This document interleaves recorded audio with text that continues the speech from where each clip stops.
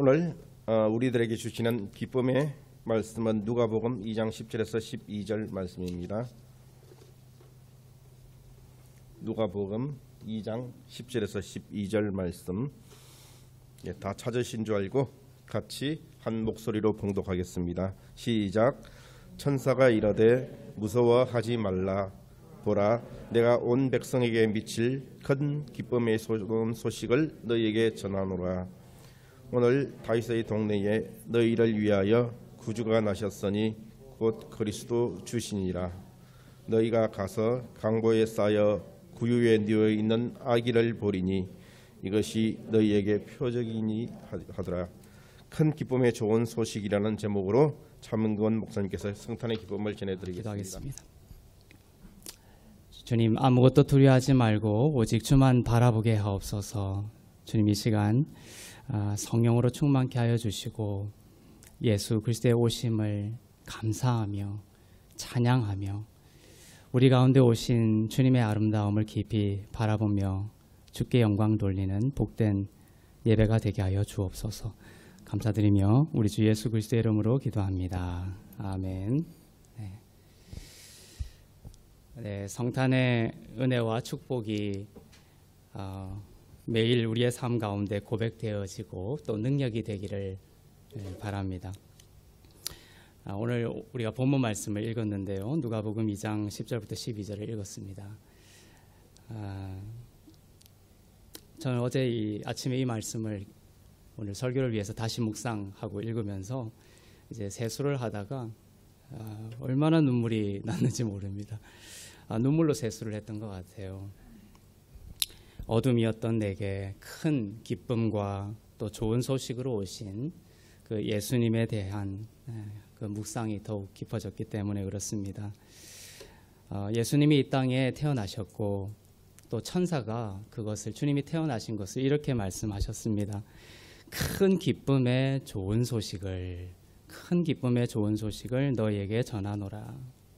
주님이 이 땅에 오신 것이 우리에게 큰 기쁨이고 또 좋은 소식이다, 이렇게 말씀하고 계십니다. 세상은 참 기쁨을 알지 못하고 나쁜 소식 가운데 고통을 당하고 있습니다. 성령께서 이 말씀을 큰 기쁨, 주님이 오신 것이 큰 기쁨이고 좋은 소식이라는 말씀을 제 마음 가운데 깊이 심어주시면서 어제는 유달리 저에게 이렇게 말씀하셨어요. 명건아, 너의 삶이 세상에 큰 기쁨이 되기를 원한다. 명건아, 너의 삶이 세상에 좋은 소식이 되기를 원한다. 너를 통해 복음이 증거되기를 원한다. 저한테 그렇게 말씀하시고 또 그러한 삶을 살아가기를 원하시는 주님의 마음이 너무 깊이 느껴졌어요. 그저 그런 인생이 아니라 염려와 미움과 비판과 또 무감각하고 메마른 그런 삶이 아니라 너가 다른 사람에게 큰 기쁨이 되기를 원한다. 너가 다른 사람에게 나쁜 소식이 아니라 너의 삶이 좋은 소식이 되기를 원한다. 나의 껍질 속에 갇혀 겨우겨우 산소통이 필요한 사람처럼 그렇게 사는 것이 아니라 열정적으로 깊이 사랑하고 끝까지 용서하고 전적으로 믿어주고 소리를 높여 주를 찬양하고 최고의 말로 사랑을 전하고 주신 사람들과 모든 사람들에게 가장 빛나는 감사의 마음을 전하는 그러한 좋은 소식, 큰 기쁨이 되는 그러한 삶을 주님 살게 하여 주십시오. 내 힘으로 되지 않으니 주님 그러한 삶을 살게 해 주십시오. 그러한 마음이 들면서 참 눈물이 많이 흘렀던 것 같습니다. 어둠과 같은 나에게 찾아오셔서 큰 기쁨과 좋은 소식이 되어주신 주님을 생각하면서 이 마음이 저에게뿐만 아니라 이 성탄을 맞는 이 즈음에 여러분의 삶 가운데 동일한 하나님의 마음이 되기를 원합니다. 여러분의 삶을 통해서 하나님이 좋은 큰 기쁨이 되기를 원하고 세상 가운데 아주 좋은 소식이 되기를 축복합니다. 하나님께서 여러분을 그렇게 인도하실 것입니다. 사람들이 여러분을 두려워해서 여러분이 나타나면 두렵고 싫어서 막 도망가는 그런 삶이 아니라 큰 기쁨이 되고 좋은 소식이 되는 그러한 삶이 되시기를 축복합니다. 주님께서 그렇게 여러분의 삶과 가정을 축복하고 계십니다. 크리스마스 전날 밤이었습니다. 오늘 본문은 양치기들이 늑대나 다른 맹수의 습격에서 양떼를 지키고 돌보며 밤을 지새우고 있었습니다. 양치기들이 베들레헴의 들판입니다. 모든 것이 어두운 밤이었습니다. 그때 갑자기 하나님의 영광이 임했습니다. 주님이 계신 곳은 어둡지가 않죠. 항상 영광의 빛이 빛납니다. 주님의 영광이 환하게 임한 가운데 한 천사가 나타납니다. 가브리엘 천사였을 것입니다. 마리아에게도 나타나서 수태고지를 했던 천사입니다. 이 가브리엘은 하나님의 뜻을 전하는 천사였죠. 가브리엘 천사는 양치기들 사이에 나타나 이렇게 말했습니다. 누가복음 2장 10절 한번 다시 읽겠습니다. 시작. 천사가 이르되 무서워하지 말라. 보라, 내가 온 백성에게 미칠 큰 기쁨의 좋은 소식을 너에게 전하노라. 천사가 무서워하지 말라 이렇게 말씀했습니다. 양치기들은 두려워했죠. 성경에 보면 천사가 나타날 때 사람들은 항상 이렇게 두려워했습니다. 왜냐하면 사람의 죄의 문제와 의의 문제가 해결되지 않았기 때문에 그래요. 예수님이 부활하신 뒤에 다락방에서 제자들에게 나타나셨을 때에도, 예수님이 친히 부활한 모습으로 나타나셨을 때에조차도 제자들은 두려워했다 이렇게 되어 있습니다. 문을 꼭꼭 걸어 잠그고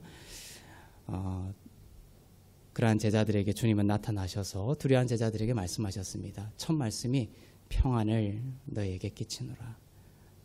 평안이 너희에게 있을지어다. 주님의 첫 말씀이었습니다.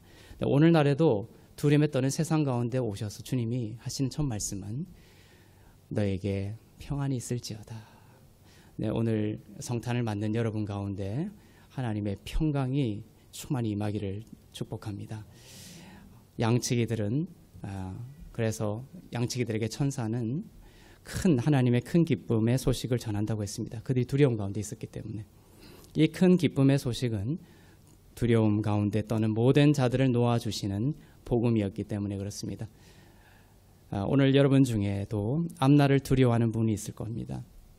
또 사람을 두려워하는 분도 있을 것입니다. 불안정한 상황들을 두려워하는 분이 있을 것입니다. 무슨 상황 가운데 있든지 이 큰 기쁨의 좋은 소식을 듣고 오늘 기쁨이 충만하여 돌아가실 수 있기를 바랍니다. 주님이 나타나셔서, 천사가 나타나셔서 말씀하셨어요. 큰 기쁨의 소식, 좋은 소식. 오늘 예수님이 태어나신 것, 예수님이 여러분에게 오신 것이 정말 여러분에게 큰 기쁨입니까? 좋은 소식이 되십니까? 정말 그렇기를 원합니다. 예수님이 여러분과 함께 하시고 또 여러분을 지켜주실 것입니다. 큰 기쁨의 좋은 소식은 이것입니다. 그 다음 절 누가복음 2장 11절을 보겠습니다.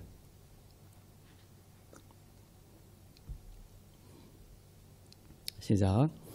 오늘 다윗의 동네에 너희를 위하여 구주가 나셨으니 곧 그리스도 주시니라. 네. 이것이 좋은 소식이죠. 우리에게 큰 기쁨이 되고 좋은 소식은 바로 구주가 나셨다라는 것입니다. 구주. 구원자입니다. 심판관이 아닙니다. 율법 선생도 아닙니다. 예수님은 이 땅에 누구로 오셨습니까? 구주로 오셨습니다. 구원자로 오셨습니다. 구주는 우리를 구원하시는 분이십니다. 예수님은 다른 직함을 가지고 또 다른 일을 하시다가 가끔 잠시 구원하시는 그러한 일을 하시는 분이 아니라 예수님의 직업은 뭐냐면 구원자입니다. 예수님은 항상 구원자로 계시죠. 예수님은 구주로 오셨고 항상 우리를 구원하십니다. 우리가 가끔 운전을 하지만 운전수는 아니죠. 하지만 운전을 직업으로 가지고 계신 분이 있습니다. 우리는 가끔 골프를 치지만 골프가 직업은 아니죠. 하지만 골프를 직업으로 전문적으로 하시는 분들이 있죠. 예수님은 가끔 우리를 구원하시는 분이 아니라 그분은 구원자로 오신 것이에요. 항상 우리를 구원하시는 분이십니다.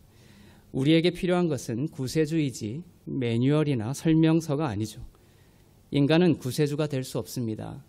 누구도 완벽하지 않기 때문에 그렇습니다. 하나님의 축복을 받을 만큼 충분한 자격이 있는 인간은 없습니다. 그러나 예수님은 우리의 자격이 되어주시기 위해 이 땅에 오셨습니다. 예수님은 물에 빠진 사람을 보며 이렇게 말씀하지 않으셨습니다. 물에 빠지고 있네. 여기 책이 있다. 초보자를 위한 수영법입니다. 이렇게 매뉴얼을 던져주지 않습니다. 만약 그렇게 된다면 물에 빠져가는 사람은 그 수영법 책을 열어보기도 전에 물에 빠져 죽어버리겠죠. 예수님은 구세주로서 물에 직접 뛰어드셨습니다. 아기 예수로 오신 것입니다. 우리의 삶에 직접 뛰어들어 주셨습니다. 말씀이 육신이 된 것입니다. 우리가 구원받을 자격이 없어도 구원을 받을 수 있도록 하늘 보좌를 버리시고 낮은 이 땅에 오셨습니다. 우리가 그저 믿기만 하면 되도록 하시기 위해서입니다. 하지만 하나님은 우리를 강제하지 않으십니다. 하나님은 억지로 우리를 그의 아들을 믿게 하지도 않으시고 강제로 복을 주시지도 않습니다. 하나님의 사랑이 있지만 하나님의 사랑을 강제로 받으라고 하지 않으십니다. 그렇지만 우리를 사랑하시고 그의 아들을 우리에게 보내주셨습니다. 하나님은 사람에게 선택의 자유를 주셨죠. 자유의지를 주셨습니다. 우리 자신의 자유의지로 하나님을 사랑하시기를 원하셨습니다. 우리에겐 자유의지가 있습니다. 하나님을 사랑할 수도 있고 예수님을 믿을 수도 있고 믿지 않을 수도 있습니다. 하나님을 사랑할 수도 있고 사랑하지 않을 수도 있습니다. 이렇게 자유의지를 주신 것은 우리가 하나님이 로봇을 만들어 놓고 자기를 사랑하게 그냥 시킬 수 있죠. 프로그래머 시켜서. 하나님은 그런 사랑을 원하지 않는다는 거예요. 우리가 정말로 그 은혜가 감사해서 우리의 자원하는 마음으로 하나님을 사랑하기를 원하시는 것입니다. 그러나 이것만 있는 것이 아닙니다. 더욱 놀랍고 아름다운 것은 하나님은 택정하신 자에게 끝까지 인내하시고 선하심과 또 인자하심을 베푸셔서 인간의 그 자유의지에 감동을 주시는 거예요. 감동을 주시고 주님께 반드시 돌아오도록 이끄십니다. 이것이 인간이 이해하기 어려운 거룩한 패러독스입니다. 우리에게 자유의지를 주셨죠. 그런데 그 자유의지에 하나님께서 무엇을 주시냐면 하나님의 감동을 주신다는 거예요. 인간에게 자유의지를 주셨는데 또한 하나님은 그 자유의지가 저항할 수 없는 은혜의 그 감동을 우리에게 주신다라는 것이에요. 그래서 신학적으로 이것을 저항할 수 없는 은혜라고 합니다. Irresistible grace.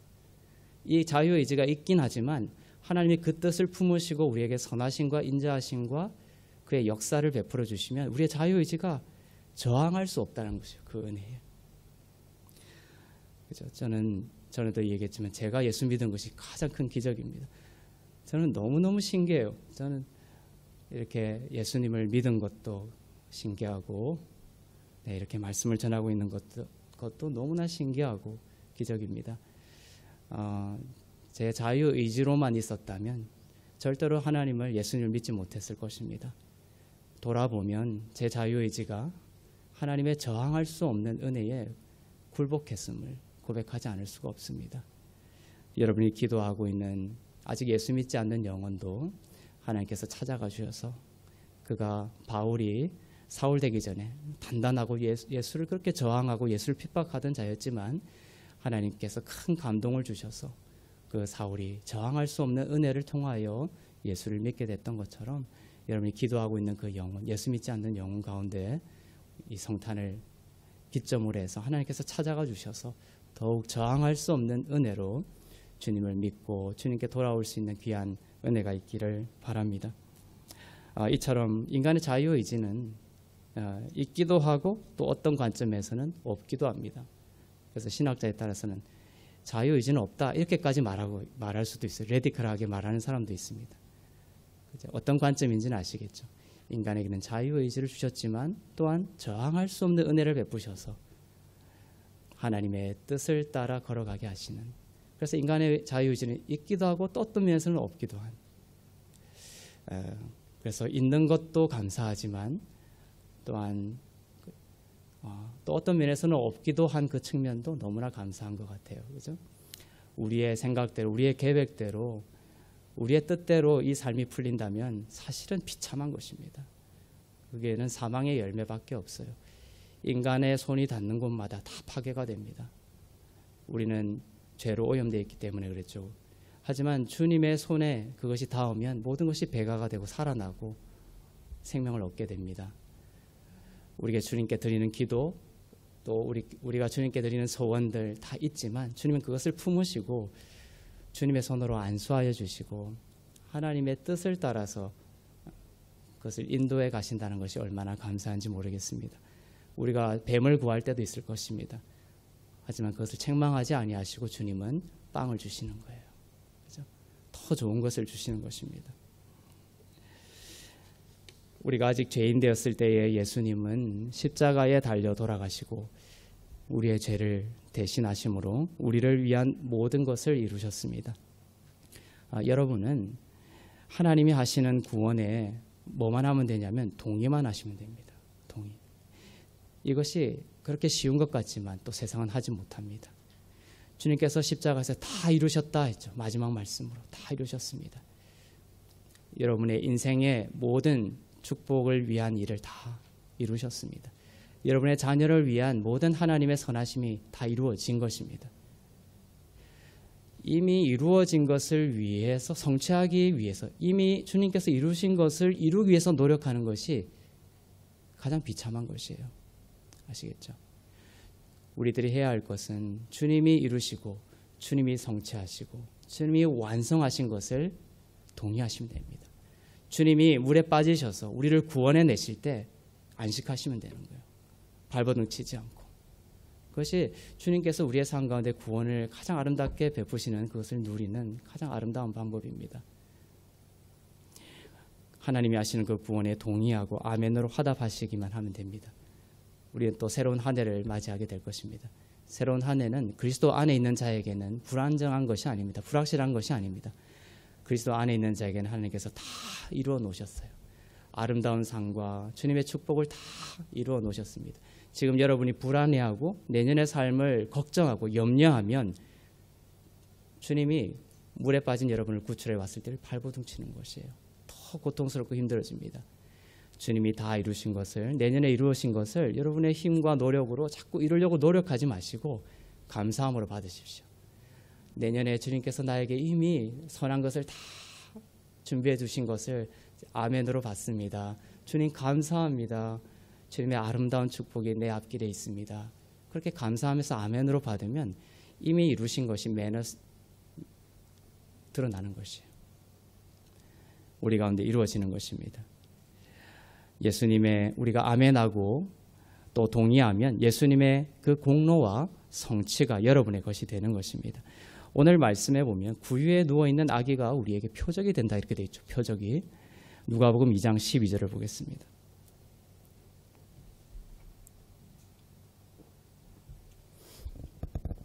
시작. 너희가 가서 강보에 쌓여 구유에 누워있는 아기를 보리니 이것이 너희에게 표적이니라 하더니 예수님이 구유에 누워 있었고 그것이 표적이다 이렇게 말씀하고 있습니다. 천사는 양치기들에게 말하기를 강보에 쌓여 누워 있는 아기를 보리라 이렇게 이야기를 했습니다. 많은 사람들이 생각하고 있는 것과 달리 구유는 마구간이나 가축이 있는 그 헛간이 아니라 구유는 돌을 파서 만든 것으로 가축이 먹이를 먹는, 말들이 먹이를 먹는 그러한 장소였습니다. 많은 그때를 재현한 그런 그림들이나 모형들을 보면 이렇게 집이나 그죠? 그런 어떤 나무나 이런 것들로 이제 형상화되어 있기도 하지만 정확한 당시에 아기 예수님이 누였던 그림은 돌이라는 것이죠. 돌. 당시의 문화에서 그런 돌로 만들었습니다. 가축이 풀을 먹도록 홈을 파서 만든 돌입니다. 한번 사진을 보겠습니다. 이것이 예수님 당시의 구유입니다. 예수님 어떤 바구니나 어떤 집이나 나무에 누워있던 것이 아니라 바로 이것이 이제 예수님의 그 당시의 구유입니다. 아기 예수님이 이 돌에 말이 먹던 이 돌 구유에 누워 있었던 것이에요. 이것이 돌인지 나무인지 집인지 중요한 거 아니다 이렇게 말할 수도 있지만 그렇지 않습니다. 돌을 깎아서 만든 것이에요. 그래서 표적이라는 것이에요. 표적. 돌이 어떤 집도 아니고 나무도 아니고 돌 구유에 아기 예수가 누워져 있는 것이 표적이라는 어떤 사인이라는 것입니다. 그죠? 예수님은 예루살렘의 돌 무덤에 묻히셨죠. 그 다음 사진을 보겠습니다. 이것이 예수님의 무덤입니다. 예수님의 출생과 예수님이 죽으실 때가 정확하게 겹치는 거예요. 오른쪽은 그 당시 유대 사람들의 장례하던 그 큰 무덤입니다. 저 안에 매장하지 않습니다. 유대인들은 저 둥근 돌을 치우고 그 안에다가 시신을 둡니다. 근데 그 시신을 매장하는 것이 아니라 바로 왼쪽에 이제 예수님의 그 돌무덤으로 추정되고 있는 무덤입니다. 이렇게 돌에다가 시신을 두고 그 돌을 이제 저 큰 무덤 속에 두는 것이에요. 이 돌무덤이 왜 예수님의 무덤으로 추정이 되냐 하면 이 무덤은 원래 부자인 아리마대 요셉의 것이었죠. 예수님이 급히 이제 죽으시면서 장사할 곳이 없어서 그 무덤을 찾게 되었는데 아리마대 요셉이 자신의 무덤을 내어주었습니다. 그래서 아리마대 요셉이 자신이 죽으면 사용하려고 자신의 키에 맞게 준비해둔 돌무덤이었어요. 자신의 무덤을 예수님에게 드렸던 것입니다. 그런데 예수님은 아리마대 요셉보다 키가 컸기 때문에 이 자세히 보면 이 돌무덤 왼쪽의 돌무덤의 관이 이제 깎여서 넓혀진 것을 볼 수가 있습니다. 본래는 살아생전에 자신의 키에 맞게 자신이 그 누울 돌을 깎아 놓거든요. 근데 이 돌이 왜 이렇게 넓혀졌느냐, 깎여서 넓혀졌느냐 하면 그 아리마대 요셉의 키보다 예수님이 컸기 때문에 그것을 급히 깎았던 것이에요. 그래서 이것을 예수님의 무덤으로 추정하고 있습니다. 그래서 중요한 것은 예수님 처음에 오셨을 때, 아기 예수로 오셨을 때의 그 돌구유와 주님이 죽으실 때에 주님이 누웠던 그 시체가 누웠던 그 돌무덤이 정확하게 일치한다는 거예요. 주님은 오실 때에 그 구유에 있는 것이 표적이 무슨 표적이라는 것이요. 내가 다시 이 돌 무덤에 누이게 될 것이고 그리고 여기서 나는 부활하게 될 것이라는 것을 표적으로 말씀하고 있는 것이죠.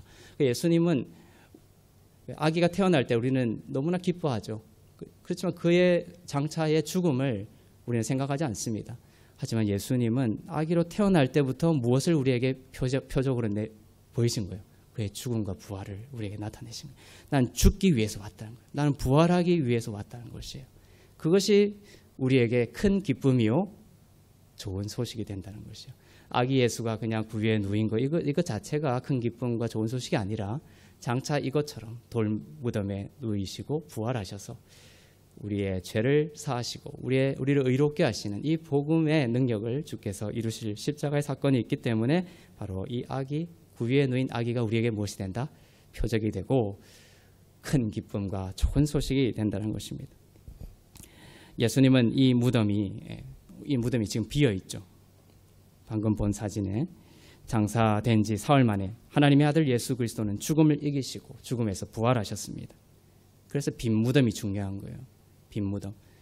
우리는 빈 무덤을 봐야 됩니다. 그 무덤에서 예수께서 부활하셨음을 말하고 있습니다. 그래서 가톨릭에서는 십자가에서 예수님이 형상이 달려있죠. 하지만 기독교의 십자가는 예수님이 없습니다. 왜냐하면 부활하신 예수님을 기리기 때문에 그래요. 그것이 우리에게 능력이 되기 때문에 그렇습니다. 부활이 없으면 기독교는 아무것도 아닙니다. 죽음은 하나님의 원수였고 적이었기 때문에 예수님은 부활하시면서 모든 사망 권세를 멸하셨습니다. 하나님은 인간을 죽도록 창조하지 않으셨습니다. 하나님은 인간이 생명을 더욱 풍성하게 갖도록 창조하셨습니다. 하나님은 죄를 미워하시는 만큼 죽음도 미워하시죠. 하나님은 질병도 암도 인간을 파괴하는 어떤 것도 싫어하십니다. 예수님은 그 마음을 보여주셨죠. 어떻게 해요? 소경의 눈을 뜨게 하시고 죽은 자를 살리고 나병 환자를 깨끗하게 하시며 어딜 가든지 병자를 낫게 하셨습니다.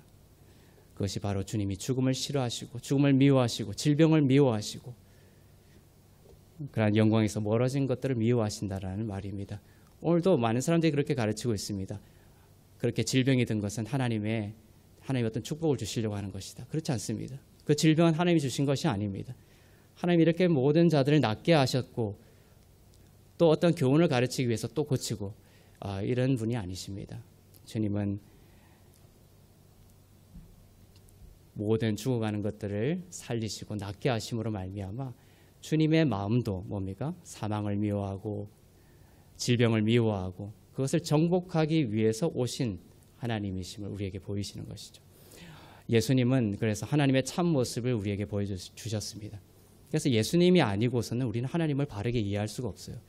예수님 없이 구약 성경만 껍질로 읽다 보면은 우리는 하나님의 참 마음을 알 수가 없습니다. 그래서 하나님을 바르게 알기 위해서 예수님을 보내주셨고 예수님은 이 땅 가운데 오셔서 죽은 자를 살리고 질병을 치유하시면서 그것이 하나님의 마음임을 바르게 알려주신 것이에요. 이 시간 질병에 든 자, 또 고통 가운데 또 잠 못 드는 자가 있다면 하나님께서 그 질병과 어둠을 반드시 물리치고 치유하여 주시는 하나님이심을 믿으시길 바랍니다. 강보에 쌓여 구유에 누인 아기가 왜 우리에게 표적이라고 하신다고 했죠?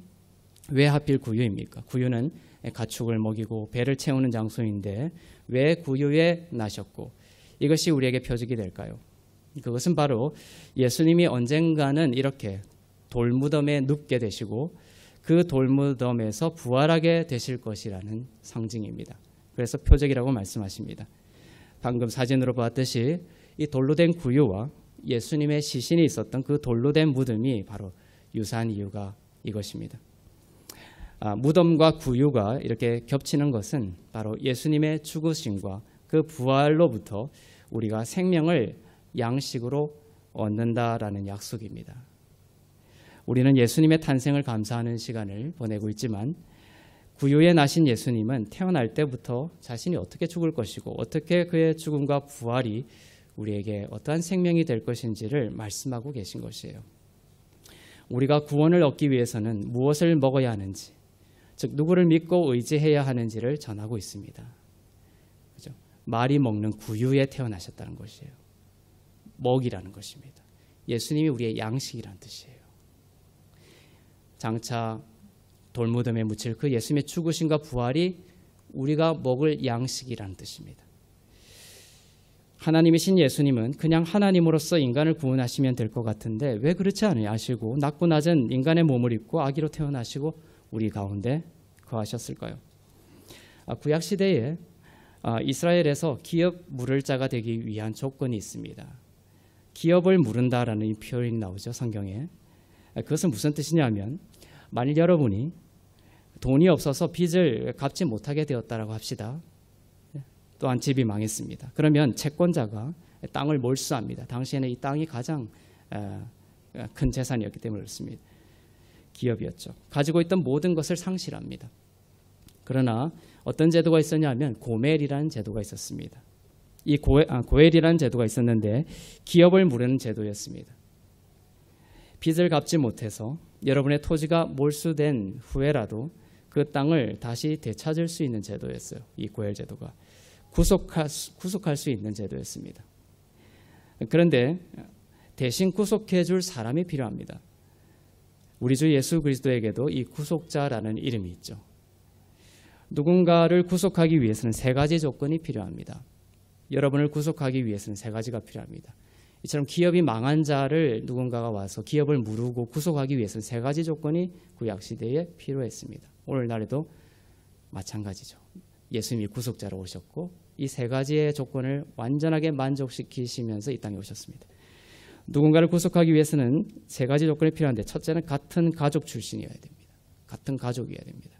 다른 사람이 구속해 줄 수 없고 기업을 물을 수가 없어요. 같은 가족 출신이어야 땅을 되찾을 수 있습니다. 그래서 보아스가 룻의 남편이 되어 그 기업을 무르게 되었던 것이 바로 그 이유입니다. 보아스만이 할 수 있는 거예요. 구속하는 자는 같은 가족 출신이어야 하기 때문에 바로 예수님이 인간의 육신을 입고 인간으로 오신 것입니다. 인간을 구속하시기 위해서. 우리와 같은 인간이 되셔야만 구속할 수 있기 때문에 그렇죠. 둘째는 구속하기 위해서는 부유해야 합니다. 우리의 친족인 예수님이 우리를 구속하시려면 예수님은 부유해야 하죠. 예수님이 부유하십니까? 맞습니다. 천지를 창조하시고 만물을 펼쳐놓으신, 만물을 가지고 계신, 모든 것이 충만하신, 모든 것을 가지고 계신 가장 부유한 하나님이시죠. 그런데 셋째가 또한 중요합니다. 아무리 부자인 친족이 있더라도 안 하면 그만이죠. 그죠? 그래서 이것이 중요한 것이에요. 세 번째가. 그것은 뭐냐면 기업 물을 자가 간절히 원해야 된다는 것입니다. 우리는 기도할 때 주님은 무심한 듯 팔짱을 끼고 계시고 우리가 안 달라 있는 것처럼 생각하기 쉽지만 완전히 틀린 생각입니다. 주님은 우리를 구원하시기를 간절히 원하시는 분이에요. 예수님은 여러분이 원하는 것보다 더욱 간절히 여러분을 원하십니다. 더욱 간절히 여러분을 구속하시고 구원하시기를 원하십니다. 하늘 보좌 버리시고 자기를 비워 종의 형체를 가지사 사람인 아기로 이 땅에 오셨습니다. 이것만 가지고서도 여러분의 예수님이 얼마나 간절히 여러분을 원하시는지 아시겠죠? 얼마나 간절히 원하시냐면 오신 것뿐만 아니라 십자가에 달리실 만큼 여러분을 간절히 원하시고 여러분을 구원하시기를 간절히 원하시는 분이십니다. 이런 이유로 예수님은 우리의 구원자가 되십니다. 혹시 건강을 잃었습니까? 마음의 평안을 잃었습니까? 또한 관계를 상실했습니까? 인생의 방향을 잃었습니까? 노래가 끝나고 춤이 멈추고 파티가 끝나면 마음 한구석이 텅 빈 것 같이 허전하십니까? 돈이 더 있고 더 높이 올라가고 더 화려해지면 나을 줄 알았는데 더 허전한 이유는 무엇입니까? 바로 우리 모두에게 구원자가 필요하기 때문에 그렇습니다. 이 땅의 어떤 것으로도 큰 기쁨이 필요한 우리의 영혼의 빈자리를 메꿀 수가 없습니다. 우리 인간은 구속자가 필요한 존재로 만들어졌기 때문에 그렇습니다. 그분이 우리를 만드셨고 우리는 그분을 잃어버림으로 인해 외롭고 방황하고 무엇으로도 채울 수 없는 영혼의 갈증을 안고 태어났죠. 세상이 그렇게 방황하고 있습니다. 그러나 오늘 다윗의 동네에 우리를 위해 구주가 나셨습니다. 이것은 온 백성에게 미칠 큰 기쁨의 좋은 소식입니다. 죽은 우리를 살리실 뿐만 아니라 날마다 하늘의 생명으로 구원을 경험하도록 하시기 위해 우리에게 구유의 양식으로 오셨습니다. 우리가 그분을 먹지 아니하면 구유에 누이신 게 내가 너희들의 양식이다, 참된 양식이다라는 말씀이라고 했죠. 우리가 그분을 먹지 않으면 우리는 살지 못할 것입니다. 살 수 있다라고 오만하지 마십시오. 우리는 구유에 누이신 그 아기 예수, 무덤에서 죽으시고 부활하신 예수님을 먹음으로만 살 수가 있습니다. 예수님을 먹으면 큰 기쁨이 있고 우리는 좋은 소식으로 살아갈 수 있게 될 것입니다. 오늘 예수님을 믿지 않는 영혼이 있다면 여러분을 간절히 원하시는 구원자 되시는 예수님을 여러분의 구원자로 믿으시기를 바랍니다. 여러분의 죄가 주홍빛같이 붉을지라도 예수님이 여러분을 위해 흘리신 피로 그 모든 죄가 깨끗이 사하여지고 의로운 하나님의 자녀가 될 것입니다. 예수님을 먹으면 큰 기쁨이 있고 우리는 살게 될 것입니다. 그동안 예수님을 멀리 떠나 먼지와도 같은 자신의 힘과 능력과 지혜를 의지하여 살아온 인생이 있다면 오늘 예수님께로 돌아오시기를 바랍니다. 여기에 참된 양식이 있습니다. 구유에 누운 아기 예수는 그의 죽으심과 부활을 통해 우리의 참된 생명의 양식이 되시기를 원하시는 바로 예수 그리스도를 선포하고 있습니다. 여러분의 가장 큰 기쁜 소식은 무엇입니까? 그리고 일평생 무엇을 먹고 살기를 원하십니까? 여러분에게 오신 구원자 예수 그리스도가 여러분의 인생의 가장 큰 기쁨이 되기를 원하고 일평생 예수 그리스도를 먹고 그 사랑과 은혜를 마시고 그 생명을 땅끝까지 흘려보내는 축복의 통로가 다 되시기를 주님의 이름으로 축원합니다. 기도하겠습니다. 네, 우리 주신 말씀을 기억하며 우리 잠시 기도하겠습니다. 우리에게 큰 기쁨과 좋은 소식으로 오신 주님, 구유에 누이신 예수님이 우리의 표적이 되신다고 선포하셨습니다. 장차 그 돌무덤에 누이시고 그 돌무덤으로부터 부활하실 우리 주 예수 그리스도를 오늘 아기 예수를 통하여 봅니다. 하나님, 그 아기 예수 그리스도 그분은 오실 때부터 죽기 위해 오신 분이시며 부활하시기 위해 오신 분이십니다. 많은 사람들이 예수 그리스도의 그 아기 예수를 탄생을 축하하며 또 기억하고 있지만 주님의 우리를 위한 그 죽으심과 부활이 없다면 그것은 복음이지 않을 것입니다. 하지만 예수께서 예언대로, 약속대로, 표적대로 죽으시고 부활하셔서 우리의 참된 양식이 되심에 감사드립니다. 하나님, 우리가 눈물 짓고 또 우리가 슬프고 우리가 외롭고 방황할 때가 있을지라도 기억하게 해주십시오. 우리의 가장 큰 기쁨은 바로 예수님이심을, 우리의 가장 좋은 소식이 바로 예수님이심을 믿게 하여 주시옵소서. 하나님, 내 마음 가운데 예수님 말고 다른 것으로 기쁨을 삼고 좋은 소식으로 삼는 것이 있었다면 하나님, 그 모든 것들은 결국은 흔들릴 것이며 불타 없어질 것이고 흔들리지 않고 순금처럼 영원히 빛날 우리의 가장 큰 기쁨의 소식과 아름다운 소식이 바로 예수 그리스도이심을 마음속으로 다시 믿음으로 고백하며 나아가는 복된 성탄이 되게 하여 주시옵소서. 주님은 나의 구주이시고 주님은 나의 가장 큰 기쁨이며 주님은 나의 가장 큰 좋은 소식임을 이 시간 선포합니다.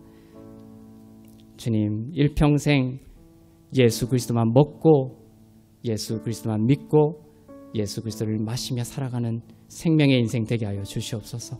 우리 함께 기도하며 나가시겠습니다. 살아계신 하나님, 감사합니다. 이 성탄을 통해 주님이 우리에게 큰 기쁨이 되시고 우리에게 좋은 소식이 되심을 감사합니다. 우리의 죄로 인하여 영원히 죽을 수밖에 없었지만 구유에 오셔서 죽으심과 부활을 표적으로 나타내 주시고 예언대로 십자가에서 부활하시어 우리의 모든 죄를 용서하시고 의로운 하나님의 자녀 되게 하시니 감사합니다. 이제 일평생 내가 먹을 양식은 예수님이심을 고백하며 나아갑니다. 누군가와 싸웠을 때, 내가 절망 가운데 있을 때, 내가 두려움 가운데 긴 밤을 눈물로 새울 때에도 나의 가장 큰 기쁨이며 내 인생의 가장 좋은 소식인 예수님을 다시 바라보게 하여 주시옵소서. 세상의 어떤 것을 바라보거나 나의 어떤 자격을 바라봄으로 인하여 그 기쁨이 더 깊어지는 것이 아니라 다시금 예수님을 바라보게 하여 주시고 주님을 바라볼 때에 우리가 어떠한 어둠 가운데서도 큰 기쁨을 누리고 두려워하지 아니하고 주님의 그 좋은 소식 복음으로 말미암아 하나님의 능력을 경험하는 인생이 되게 하여 주시옵소서. 이제 2022년이 우리 앞에 있습니다.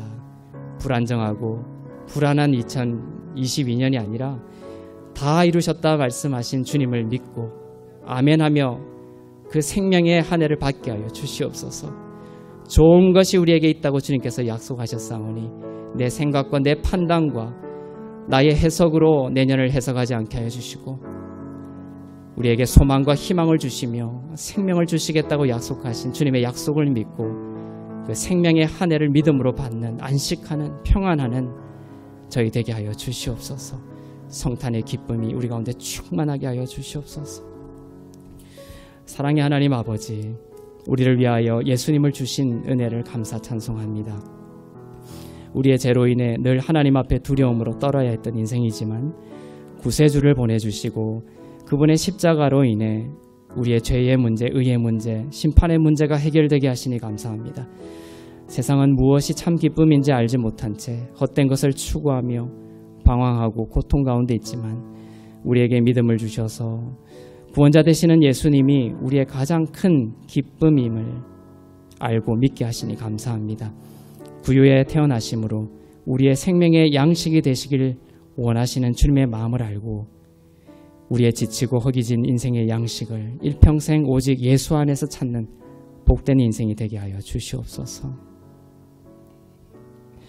이 시간 질병과 또 여러 가지 고통 가운데 눈물 짓는 환우들 찾아가 주셔서 위로하여 주시고 진리의 말씀으로 그 모든 병상에서 속히 회복되고 치유되며 일어날 수 있도록 주님 은혜 베풀어 주시옵소서.